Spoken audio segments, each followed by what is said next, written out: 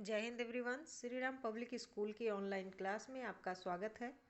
मैं साधना द्विवेदी। पिछले वीडियो में मैंने आप लोगों को हिंदी साहित्य का पाठ 16 पढ़ाया था, जिसका शीर्षक था वन के मार्ग में। इसकी रचना तुलसीदास जी ने की थी। आज मैं आप लोगों को हिंदी साहित्य का पाठ 17 पढ़ाऊंगी, जिसका शीर्षक है सांस सांस में बांस। इसको लिखा है एलेक्स एम जॉर्ज ने और इसका अनुवाद किया है शशि सबलूक ने। तो अब हम अपने पाठ की तरफ बढ़ेंगे। तो ये हमारा पाठ 17 है, जिसका शीर्षक है सांस सांस में बांस। इसकी शुरुआत होती है एक जादूगर से। एक जादूगर थे जिनका नाम था चंगकी चंगल नवाब। अपने जीवन में उन्होंने कई बड़े बड़े करतब दिखलाए। मतलब जादूगर का काम ही होता है कि वो बहुत खेल तमाशे दिखाता है लोगों को और सबका मनोरंजन करता है। तो वो जादूगर भी अपने जीवन में बहुत सारे करतब दिखलाए। जब मरने को हुए, जब वो मरने लगे, तो लोगों से बोले। जब उनके मरने का समय हुआ तब वो लोगों से कहते हैं, मुझे दफनाए जाने के 6ठे दिन मेरी कब्र खोद कर देखोगे तो कुछ नया सा पाओगे। मतलब वो जो जादूगर था वो मरने वाला जब हुआ तो लोगों से कहता है कि जब आप लोग जब मुझे दफना दोगे तो उसके 6वें दिन जब मेरी कब्र खोदोगे तो उसमें से कुछ नया निकलेगा, जिसे आप लोग देखोगे और उससे कुछ सीखोगे। कहा जाता है कि मौत के 6ठे दिन उनकी कब्र खोदी गई। मतलब ये कहानी है, लोग ऐसा सुने हैं, मानते हैं कि ऐसा कहा था किसी ने कि मतलब जब उसकी जादूगर की मौत हो गई और उसे दफना दिया गया तो 6ठे दिन उसकी कब्र खोदी गई और उसमें से निकले बांस की टोकरियों के कई सारे डिजाइन।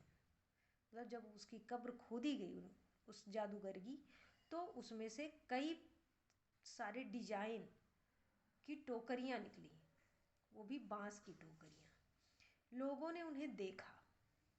जो लोग वहाँ थे वो लोग उस टोकरी को देखते हैं। पहले उनकी नकल की, पहले जैसा वो था बिल्कुल वैसा ही टोकरी बनाए और फिर नए डिजाइन भी बनाए। मतलब उसी से उन्होंने सीख ली और कई तरीके के नए नए डिजाइन बनाए। बांस भारत के विभिन्न हिस्सों में बहुतायत में होता है। ये जो बांस होता है ये हमारे भारत देश के विभिन्न हिस्सों में बहुत ज़्यादा मात्रा में पाया जाता है। भारत के उत्तर पूर्वी क्षेत्र के 7 राज्यों में बांस बहुत उगता है। भारत के उत्तर पूर्व में जो क्षेत्र है उसके 7 राज्यों में जो बांस है वो बहुत ही ज़्यादा उगता है, बहुत ज़्यादा मिलता है। इसलिए वहाँ बांस की चीज़ें बनाने का चलन भी खूब है। अब जहाँ जो चीज़ें मिलती हैं वहाँ पर उस चीज़ से चीज़ें बनाई जाती हैं, नई नई चीज़ें बनाई जाती हैं और उसी का प्रचलन होता है।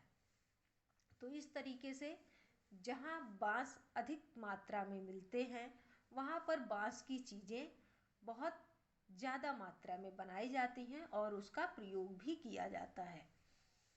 सभी समुदायों के भरण पोषण में इसका बहुत हाथ है।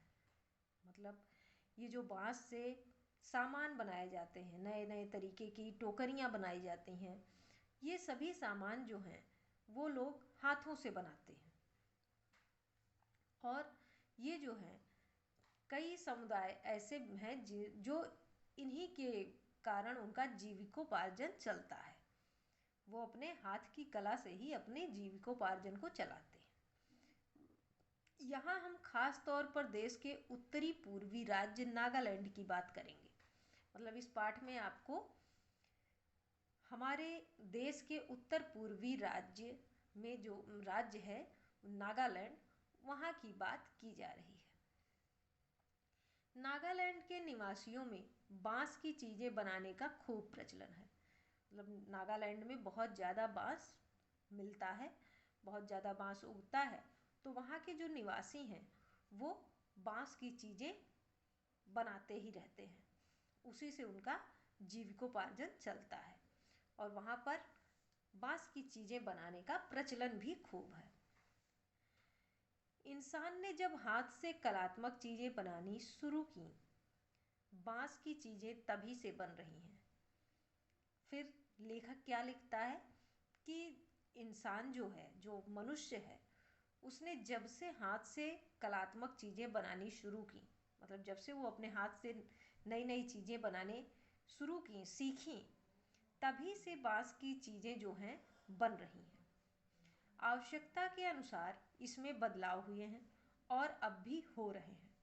मतलब जैसे जिसकी आवश्यकता होती है वैसे वो उसमें बदलाव कर लेता है। तो वो तो बदलाव शुरू से हो रहे हैं और अब भी होते चले आ रहे हैं। कहते हैं कि बांस की बुनाई का रिश्ता उस दौर से है जब इंसान भोजन इकट्ठा करता था। मतलब लोगों का कहना है कि बांस की जो बुनाई होती है, जैसे बांस को बुन करके तब उससे टोकरी बनाई जाती है, उससे चटाई बनाई जाती है। तो ये काम तब से हो रहा है जब इंसान अपने लिए भोजन इकट्ठा करता था। शायद भोजन इकट्ठा करने के लिए ही उसने ऐसी डलिया नुमा चीज़ें बनाई होंगी। तो भोजन इधर उधर से लाना पड़ता था तो वो किस में लाते, तो इसलिए वो क्या करते थे, इस बांस से पतली पतली फज्जियाँ काटते थे, खपच्ची जिसको कहते हैं, उसको काट कर फिर उसी से बुन के डलिया नुमा बनाते थे और उसी में वो अपने खाने की चीज़ें लाया करते थे। क्या पता बया जैसी किसी चिड़िया के घोंसले से टोकरी के आकार और बुनावट की तरकीब हाथ लगी हो।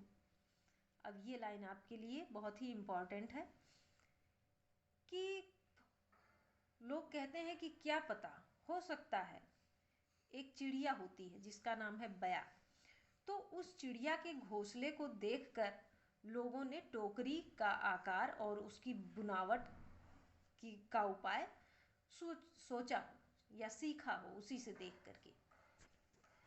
बांस से केवल टोकरियां ही नहीं बनती। फिर लेखक कहता है कि जो बांस है उससे केवल टोकरियां ही नहीं बनती हैं, बल्कि बांस की खपच्चियों से ढेर चीज़ें बनाई जाती हैं।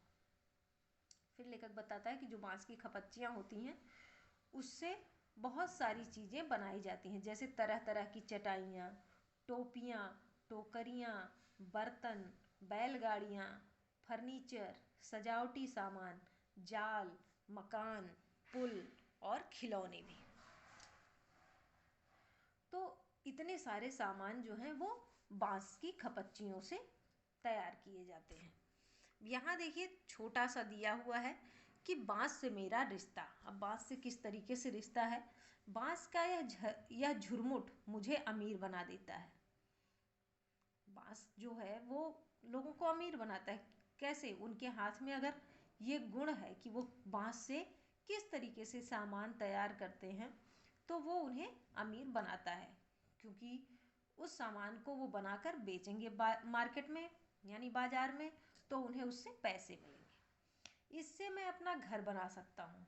फिर लेखक कहता है कि ये जो बांस है ये मुझे अमीर बनाता है, इससे मैं अपना घर बना सकता हूँ। बांस के बर्तन और औजार इस्तेमाल करता हूँ। सूखे बांस को मैं ईंधन की तरह इस्तेमाल करता हूँ। जैसे जब बांस सूख जाता है तो उससे ईंधन का प्रयोग होता है, जैसे उसे जलाकर लोग खाना बनाते हैं। बांस का कोयला जलाता हूँ। बांस का जो है वो कोयला जलाया जाता है। बांस का अचार खाता हूँ। अब जहाँ पे बांस ही केवल होता है उसका अचार भी बनाया जाता है, लोग अचार भी बनाते हैं। बांस के पालने में मेरा बचपन गुजरा। बांस का जैसे बच्चों को, छोटे बच्चों को जो झुलाया जाता है, पालना, झूला, तो वो लेखक कहता है कि बांस के पालने में ही मेरा बचपन जो है वो गुजरा है, वो बीता है। पत्नी भी तो मैंने बांस की टोकरी के जरिए पाई। फिर कहता है कि पत्नी जो मुझे मिली है वो भी मुझे बांस की टोकरी के कारण ही मिली है, और फिर अंत में बांस पर ही लिटा कर मुझे मरघट ले जाया जाएगा। और फिर लास्ट में लेखक कहता है कि जब मैं मरूंगा तो मुझे बांस पर ही लिटाया जाएगा और लिटाकर ले जाया जाएगा। तो ये तो लेखक इस बांस की उपयोगिता को बताता है। फिर देखिए, असम में ऐसे ही एक जाल जकाई से मछली पकड़ते हैं। ये भी लाइन इम्पॉर्टेंट है कि असम जो है, असम में एक जाल बनाया जाता है। किससे बनाया जाता है? बांस से बनाया जाता है। अब अगर हमें प्रश्न पूछना हुआ तो हम ये पूछ सकते हैं कि असम में जो बांस से जाल बनाया जाता है उस जाल का क्या नाम है? तो आप बताइएगा कि असम में बांस से बनाए जाने वाले जाल का नाम जकाई है, जिससे मछली पकड़ते हैं। छोटी मछलियों को पकड़ने के लिए इसे पानी की सतह पर रखा जाता है। जैसे अगर छोटी मछलियों को पकड़ना है तो वो क्या करते हैं, इस जाल को पानी पर रख देते हैं, या धीरे धीरे चलते हुए खींचा जाता है, या फिर धीरे धीरे चलते हुए इसे खींचते हैं। बांस की खपच्चियों को इस तरह बांधा जाता है कि वे एक शंकु का आकार ले लें। फिर लेखक बताता है कि बांस की जो खपच्चियाँ होती हैं उसे इस तरीके से बांधा जाता है, इस तरीके से बांध कर तैयार किया जाता है कि वे एक शंकु का आकार ले लें, एक शंकु के आकार का बन जाएं। इस शंकु का ऊपरी सिरा अंडाकार होता है। ये जो शंकु होता है, इसका जो ऊपरी सिरा होता है, ऊपर की तरफ होता है, वो अंडाकार होता है। निचले नुकीले सिरे पर खपच्चियाँ एक दूसरे में गुथी हुई होती हैं, और जो नीचे का भाग होता है वहाँ पर जो खपच्चियाँ होती हैं वो एक दूसरे से मतलब ऐसी गुथी हुई होती हैं कि उनसे कोई कुछ गिरे ना। तो ये हो गया आपका। फिर है, खपच्चियों से तरह तरह की टोपियाँ भी बनाई जाती हैं। जो खपच्चियाँ होती हैं उससे कई प्रकार की टोपियाँ भी बनाई जाती हैं। असम के चाय बागानों के चित्रों में तुम्हें लोग ऐसी टोपियाँ पहने दिख जाएंगे। असम में जो है वो चाय के बागानों में लोग इस मतलब बांस की खपच्चियों के टोकरियाँ और टोपियाँ लिए दिखते हैं। और हाँ, उनकी पीठ पर टंगी बांस की बड़ी सी टोकरी देखना ना भूलना। फिर लेखक कहता है कि अगर आप जाते हो असम तो आप चाय के बागानों में उन लोगों को देखोगे जब, तो वो अपने सिर पर बांस की खपच्चियों की टोपी लगाए होंगे और बांस के बड़ी सी टोकरी भी अपने पीठ पर बांधे होंगे। तो ये रहा आपका चैप्टर। यहाँ पर आपका पाठ खत्म होता है। अब आगे का जो है वो मैं आपको आगे के वीडियो में पढ़ाऊँगी। अब इससे संबंधित कुछ प्रश्न हैं जिन्हें आप अपनी उत्तर पुस्तिका में उत्तर सहित लिख लीजिएगा। सबसे पहला प्रश्न है, बांस से कौन कौन सी चीज़ें बनती हैं? दूसरा प्रश्न है, सांस सांस में बांस नामक पाठ के लेखक कौन है? तीसरा प्रश्न है, बूढ़ा बांस कैसा होता है? चौथा प्रश्न है, तीसरा प्रश्न है, चंग की चंगल नबा कौन थे? चौथा प्रश्न है, किस पक्षी के घोंसले से टोकरी बनाने की तरकीब सूझी? पांचवा प्रश्न है, बांस भारत के किन किन हिस्सों में बहुतायत होता है? छठा प्रश्न है, बांस की टोपी तथा बांस की टोकरी लिए लोग कहाँ दिखाई देते हैं? सातवां प्रश्न है, फिर है सातवां प्रश्न